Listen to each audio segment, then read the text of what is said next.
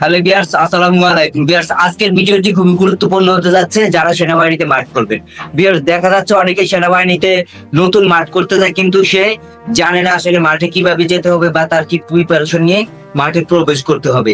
এই বিষয়টি না জানা থাকার কারণে তাকে কিন্তু মাঠ থেকে সেখানে বের করে দেওয়া হয়, অর্থাৎ অফিসারগণ কিন্তু তাকে মাঠ থেকে বের করে দেওয়া হয় তার সেই ভুলগুলোর কারণে।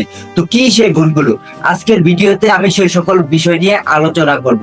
একেবারে আপনার কিভাবে প্রস্তুতি নিয়ে মাঠে যেতে হবে। দেখা যাচ্ছে যে একজন প্রার্থী মাঠে যাবে, কিন্তু সে মাঠে যাওয়ার আগে তার যে সকল প্রিপারেশন নেওয়া দরকার সে সেই সকল প্রিপারেশন নেয় না। ফার্স্ট যে প্রিপারেশন একজন প্রার্থীর নেওয়া দরকার সেটি হচ্ছে যে তার দেখা যাচ্ছে যে সে প্যান্ট শার্ট ঠিকই পরে যায়, কিন্তু প্যান্ট শার্টের নিচে যে ছোট একটা বল খেলার যে প্যান্টটা সেটি কিন্তু পরে যায় না। ভুলবশত সেই প্যান্টটি পরে যায় না, কিংবা সে প্রার্থী জানে না।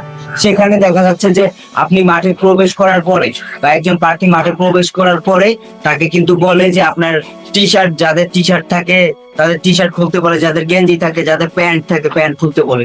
তো এই সকল খুলে কিন্তু আপনার যে সকল যে সাধারণ যে এই ট্রেনিং গুলো সেখানে নেওয়া দরকার সেগুলো কিন্তু অফিসারগণ আপনার থেকে নেবে। তো আপনার যদি নিচে প্যান্ট না থাকে আপনি সে সকল ট্রেনিং এ অংশগ্রহণ করবেন কিভাবে, এটি মাথায় রাখবেন। আর এগুলা মাথায় রাখি জানলে কিন্তু আপনি আর মাঠ থেকে বাদ পড়বেন না। আর একটা বিষয় দেখা যাচ্ছে যে অনেকেই কলম নিতে ভুলে যায়, মাঠে কলম নিতে ভুলে যায়, এবং মাঠে দেখা যাচ্ছে যে আপনি কিছু টাকা নিয়ে যাবেন, 200-250 টাকার মতো নিয়ে যাবেন, কারণ মাঠে আপনার খাওয়ার ব্যবস্থা করে রাখবে তারা। সেখানে আপনার মানে সম্পূর্ণ দিক আপনি যদি এই প্রসেসটি মেনে মাঠে যান অবশ্যই আপনার চাকরি হবে, এবং আপনাকে মাঠ থেকে বাদ দিয়ে দেওয়ার সম্ভাবনা খুবই কম থাকবে। ভিউয়ার্স, আজকের ভিডিওটি এই পর্যন্ত ছিল। সবাই ভালো থাকবেন, সুস্থ থাকবেন। দেখা হচ্ছে পরে কোনো ভিডিওতে। আল্লাহ হাফেজ।